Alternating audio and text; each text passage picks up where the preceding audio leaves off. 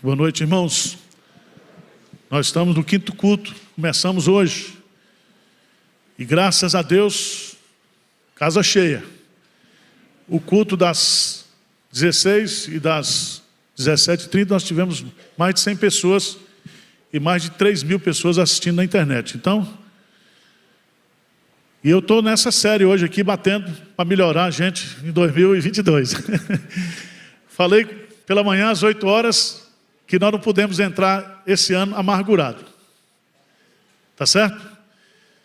Então não deixe que o seu coração, que em seu coração, crie alguma raiz de amargura.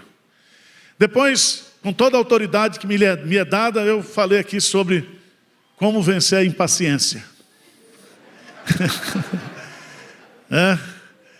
E os perigos da impaciência para a nossa vida. Então tenha paciência em 2022. E falamos aqui no culto das 11 sobre a questão da oração para a batalha, oração para a guerra. Você vai selecionar as guerras que você vai querer esse ano. Se você vai se envolver com política, com ideologia, com isso aqui, eu recomendo você para se envolver com a obra de Deus, se você é crente. Vamos trabalhar para Jesus, fazer a obra de Jesus. Tá certo? Davi, ele guerreava as guerras do Senhor. Davi não era tonto. Ele só saía para a guerra quando Deus diz, vai lá. Vai lá. E o Davi nosso hoje é Jesus Cristo, nosso general, e ele está no nosso comando, e a gente tem que seguir ele para enfrentar tudo nesse ano que está começando. Depois à tarde falei sobre a grande salvação que nós temos em Cristo Jesus. Mas eu quero falar aqui sobre outro assunto que eu sou autoridade. É humildade. Humildade. E eu quero apenas um versículo que está lá em 1 de Pedro, capítulo 5, versículo 6. O tema da mensagem é: humilhai-vos sob a poderosa mão de Deus. Vamos repetir? Humilhai-vos sob a poderosa mão de Deus. Então, vamos ser humildes esse ano. Vamos ser humildes. Vamos ler o texto? 1 de Pedro, capítulo 5, versículo 6. Vamos lá? Humilhai-vos, portanto, sobre a poderosa mão de Deus, para que Ele, em tempo oportuno, vos exalte. Certa vez perguntaram a Santo Agostinho qual é o primeiro artigo da lei cristã. Ele diz: o primeiro artigo da lei cristã é humildade. E o segundo, Agostinho, humildade. E o terceiro, Agostinho, humildade. Deus resiste aos soberbos, mas dá graça para quem? Para os humildes. Não há graça na minha vida, não há graça na sua vida, não há graça de Deus sobre nós, se nós não colocarmos a boca no pó e reconhecer a nossa insignificância. E eu quero trabalhar esse assunto com vocês, porque Pedro, ele foi tomado de soberba quando ele fazia parte do colégio apostólico, e ele disse para Jesus que não existia ninguém que o amava tanto como ele, e que ele estaria disposto a morrer por Cristo. E todos nós conhecemos a história, e Jesus diz: olha Pedro, se eu não tivesse intercedido por você, o diabo foi cilindrar com você, a sua fé iria se desfalecer. Mas depois, Pedro, que você se converter desse pecado da soberba, você vai encorajar, consolar seus irmãos. Então Pedro escreve essa carta para encorajar a igreja, os irmãos que estavam passando por sofrimentos, por lutas. E ao terminar essa carta, ele trata do assunto da humildade. Esse versículo, primeiro começa com uma recomendação. Qual é a recomendação? Humilhai-vos. Humilhai-vos. Preste atenção, porque essa palavra no grego, palavra taipeinoses do grego, significa abatimento e humilhação. Quando ele diz aqui, humilhai-vos, Ele está dizendo que você é que tem que praticar a auto-humilhação. Não é você ser humilhado por alguém, é você tomar a decisão de se humilhar. De se humilhar. E todos nós sabemos, irmãos, lá em Mateus capítulo 5, versículo 3, Jesus Cristo diz assim: bem-aventurado os humildes de espírito, de coração, porque deles é o reino de Deus. Então o reino pertence aos humildes. E essa palavra, bem-aventurado os humildes de espírito, a palavra humildes aqui, significa uma ausência total de orgulho ou de confiança em si mesmo. É a pessoa que é paupérrima do ponto de vista do seu autoconceito, do ponto de vista de achar que é alguma coisa. Na sociedade que nós estamos vivendo hoje, onde a soberba é motivada, a vaidade é quase um mandamento, e o narcisismo é a doença das novas gerações, as pessoas se acham, se amam a si mesmas.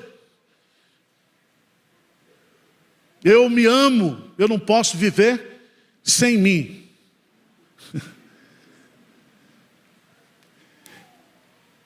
E aí eu queria chamar a sua atenção, porque Pedro está nos dando uma recomendação aqui.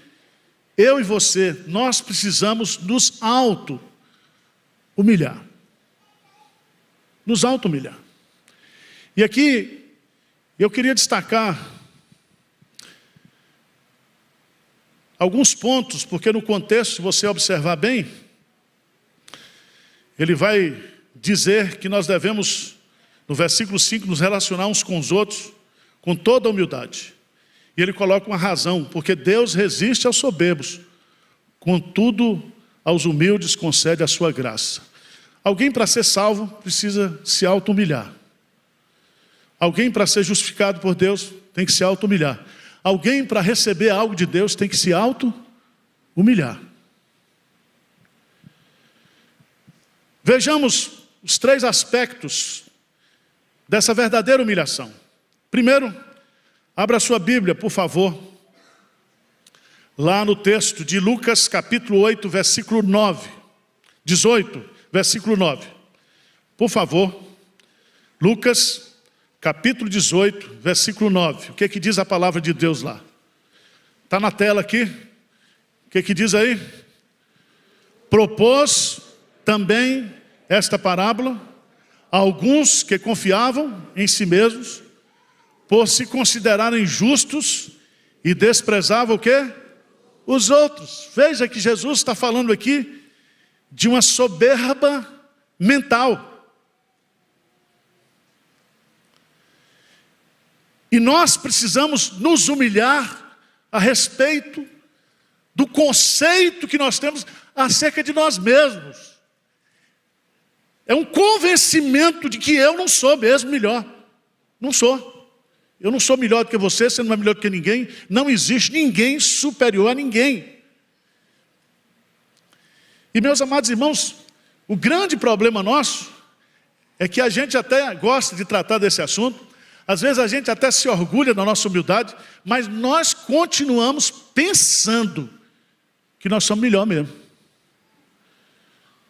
Nós presbiterianos somos os melhores, na teologia, não sei o quê, papapá. Todo mundo aqui se acha melhor. E Jesus conta essa parábola justamente para mostrar isso. Que eu e você, nós não podemos pensar acerca de nós mesmos além da medida. Além daquilo que nós de fato somos. E isso tem que ser uma coisa da mente. Da mente. O pessoal diz assim, tem médico aqui, só para brincar com vocês. Mas quando o estudante de medicina ele entra na universidade, ele acha que ele é Deus. E depois, quando ele forma, aí ele tem certeza. Irmãos, nós vivemos num mundo de soberbos. A soberba está ao nosso redor, a soberba está dentro de nós. E Jesus então conta essa parábola para mostrar que o ato mental de se considerar justo ou perfeito leva a pessoa a confiar em si mesmo e achar que de fato ele é melhor. É o caso aqui do fariseu que achava que era melhor do que o publicano, e os dois vão orar. E o soberbo, quando vai orar, ele vai dizer para Deus as suas qualidades, que ele era dizimista, que ele jejuava, que ele orava. O pecador publicano chega lá, bate no peito e diz: Senhor, tem misericórdia de mim, porque eu sou pecador. A oração do soberbo é uma oração de si mesmo para si mesmo. Ele ora para apresentar a Deus as suas virtudes. Vocês têm esse problema? Quem se acha melhor aqui do que o outro? Levanta a mão. Só eu? Deixa de ser fariseu. Levanta a mão todo mundo aqui. Eu sou palmeirense, acho que o Palmeiras é o melhor time do mundo. Pronto. E nós estamos indo em direção ao bi mundial. Irmãos, nós nos achamos. Nós nos achamos. Você já viu que hoje as pessoas, elas estão agressivas porque elas falam dos direitos que elas têm? Ninguém fala de dever, ninguém fala de responsabilidade, fala dos meus direitos, os meus direitos. E agora tem o direito das maiorias e tem o direito das minorias. Então todo mundo cheio de direito. Sabe o que é isso? Soberba. Soberba. Mas a Bíblia fala também que a verdadeira humildade envolve a humilhação dos sentimentos. É você ter tristeza quando você olha para aquilo que você é, por natureza, e por aquilo que você faz de errado, e você chora. Você chora. Está lá em Tiago: afligi-vos, lamentai e chorai. Converta-se o vosso riso em pranto, a vossa alegria em tristeza. Humilhai-vos na presença do Senhor, e Ele vos exaltará. Nós não precisamos somente estar convencidos de que nós somos soberbos. Nós temos que nos humilhar. Mas eu preciso sentir tristeza por isso. Quando eu maltrato uma pessoa porque eu me acho superior a ela, melhor do que ela, eu estou pecando. Estou pecando. Terceiro lugar, a verdadeira humildade envolve também a humilhação da vontade. Da vontade. Quando você é soberbo, você expressa essa soberba através da vontade. Você faz atos que revelam a sua soberba. Você humilha pessoas, você se compara às pessoas, você glorifica a si mesmo. Então, aquela soberba que existe na mente, nas emoções, ela se expressa na vontade. São atitudes que revelam soberba. Soberba. Mas, irmãos, humilhai-vos, portanto, é a recomendação. Em 2022, promova uma auto-humilhação na sua vida. Auto-humilhação. Sabe por quê? Porque ela é útil. A humilhação tem a sua utilidade em conformar a nossa pessoa à semelhança de Cristo. Você quer se parecer com Cristo? Seja humilde. Tende em vós o mesmo sentimento que houve também em Cristo Jesus. Então presta atenção, um cristão soberbo é incoerência. É como você chegar no inferno e todos os demônios serem humildes. Não existe demônio humilde. Satanás queria o lugar de Deus e ele arrastou um terço dos seres angelicais. Eu não sei se houve reposição de peças, mas esse terço que saiu de lá já dá um trabalho desgramado para a gente aqui. Porque o diabo conhece a soberba do nosso coração e ele nos, enche a nossa cabeça de sugestões de que nós somos melhores mesmo, que nós somos mais importantes. A mortificação do eu carnal leva a Paulo dizer: aprendi a viver contente em toda e qualquer situação. Aprendi. Sabe por quê? Tanto sei estar humilhado, como também a ser honrado. Você quer saber como você é soberbo? É quando você gostaria de ser honrado e você não foi. Você fica zangado. Fica ou não fica? O pastor não me chamou aqui na frente, fez uma oração pelos meus préstimos, né? Meu irmão, quanta gente zangada, ferida, doente, de soberba. João Batista diz, olhando para Cristo: convém que ele cresça. Convém que ele cresça e que eu diminua. Houve um homem chamado João Batista. Ele não era luz, mas ele veio para que testificasse acerca da luz. Você não é a luz é Jesus. E você testifica de Jesus quando você revela o caráter humilde de Jesus. E a humildade vem acompanhada do serviço. E a humildade vem acompanhado do sucesso dos relacionamentos humanos. Eu li um livro, Como me relacionar com pessoas difíceis, porque eu me acho fácil. Esse é o ponto de partida, né? E quando eu fui ler esse livro, o primeiro ponto estava lá dizendo: a primeira pessoa difícil que você tem que se relacionar é consigo mesmo. Você já notou que os grandes conflitos que a gente tem dentro de casa, no casamento, na igreja, no trabalho, é porque nós estamos sendo tomados pela soberba?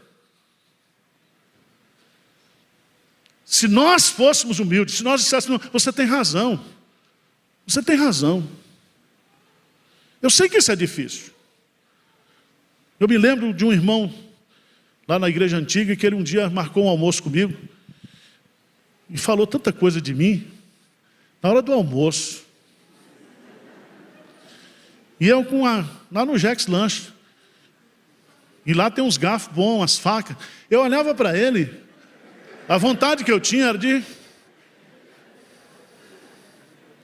Irmãos, é difícil. É difícil. Depois que ele falou tudo, eu disse: você tem razão. Saí por cima, né? Você tem razão. Paga pelo menos o almoço. Irmãos, eu fui para casa.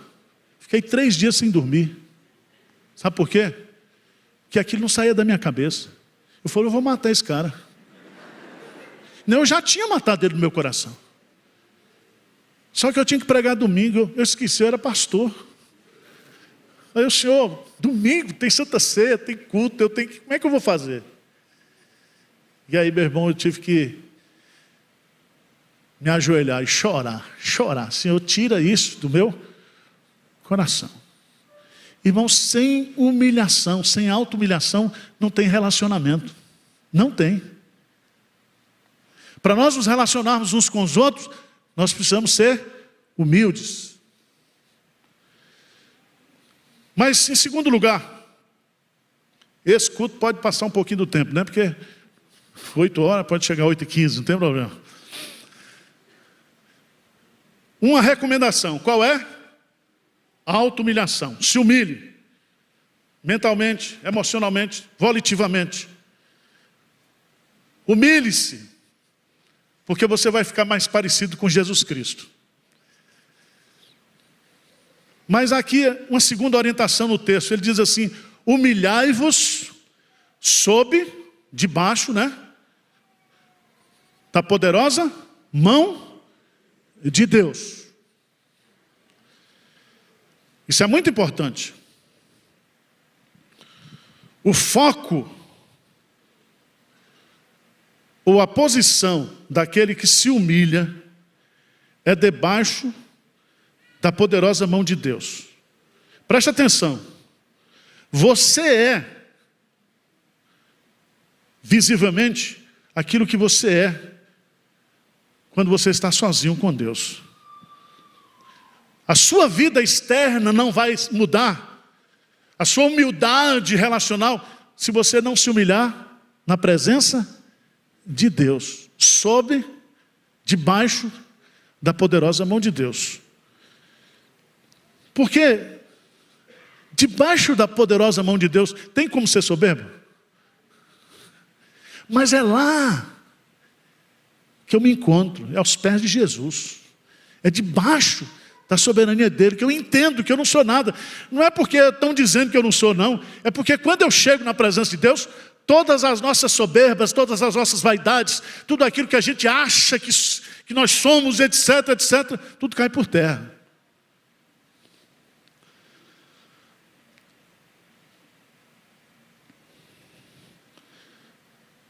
E o incrível que essa expressão, a poderosa mão de Deus, aparece várias vezes no Antigo Testamento, mas só aparece no Novo Testamento aqui, nesse processo de humilhação. A mão é um instrumento da ação. A mão cria, providencia, salva, disciplina, consola, levanta, abate. A mão é símbolo de todos os tipos de atos e utilizações. Mãos puras indicam que a pessoa fez coisas retas, a passo que mãos impuras indicam que as pessoas fez coisas erradas. Quase todas as referências que há na Bíblia sobre a mão, principalmente a mão de Deus, são metafóricas. A poderosa mão de Deus aqui para Pedro refere-se à onipotência divina que não pode ser contida e que pode ser aplicada de duas maneiras aqui. A mão de Deus é poderosa para salvar o seu povo. Mas a mão de Deus é poderosa porque Ele é um temível juiz. E Ele sonda os corações, e Ele julga com justiça. E Ele age com retidão. Ele não pode ser subornado, Ele não pode ser enganado. Ele é perfeito em todos os seus caminhos e em todo o seu ser. Então é humilhar. Humilhar. Eu, como palmeirense, não posso me humilhar diante de um corintiano. Mas nem que morra.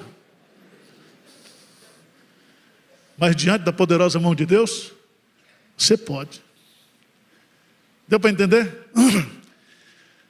A auto-humilhação aqui é que quando você contempla quem Deus é, você descobre que você não é absolutamente o quê? Nada. Nada. Mas eu quero terminar. Terceiro lugar. Uma promessa. Diz assim: humilhai-vos, portanto, sobre a poderosa mão de Deus. Aí vem a promessa. Para que Ele, Deus poderoso, vos exalte. Exaltar é o oposto de humilhar. E a ideia é de tirar você de um lugar baixo e levantar você. Aquilo que Jesus Cristo recebeu do Pai, Ele foi exaltado.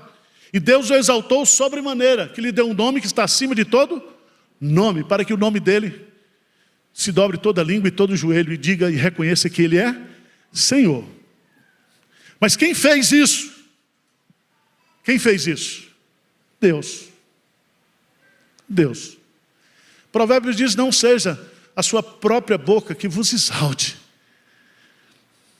Pare de fazer marketing pessoal da sua pessoa.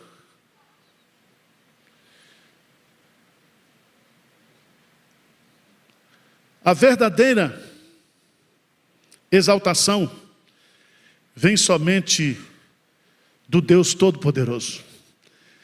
Não existe exaltação para mim e para você diante de Deus, diante dos anjos, diante dos homens, que não proceda de Deus. O restante é falso, tá?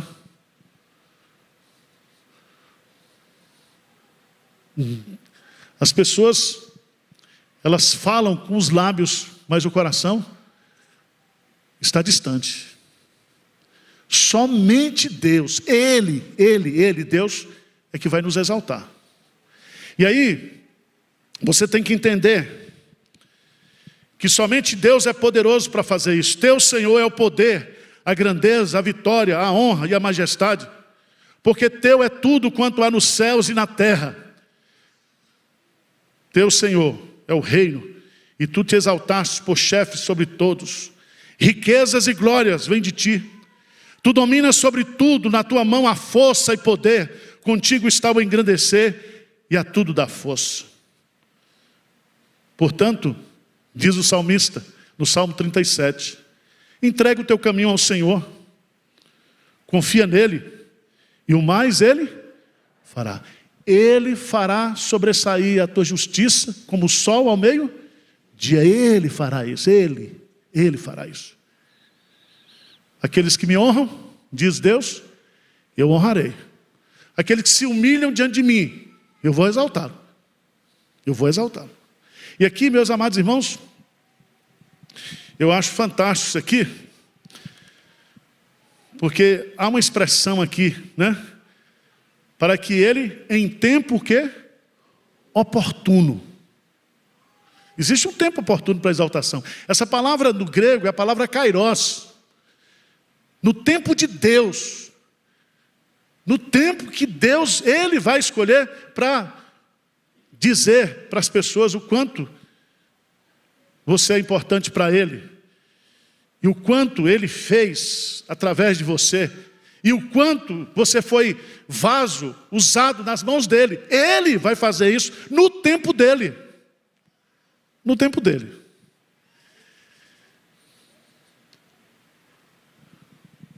Um dos nomes de Deus no Antigo Testamento está lá em Jeremias 51, verso 56.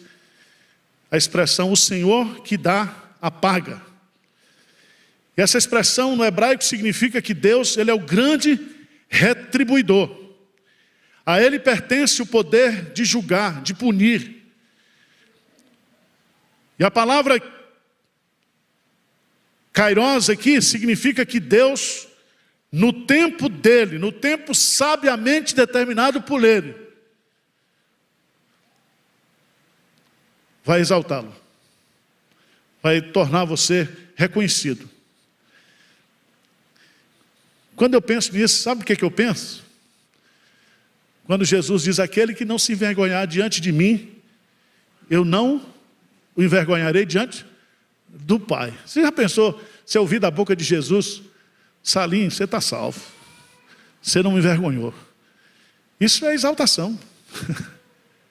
Exaltação.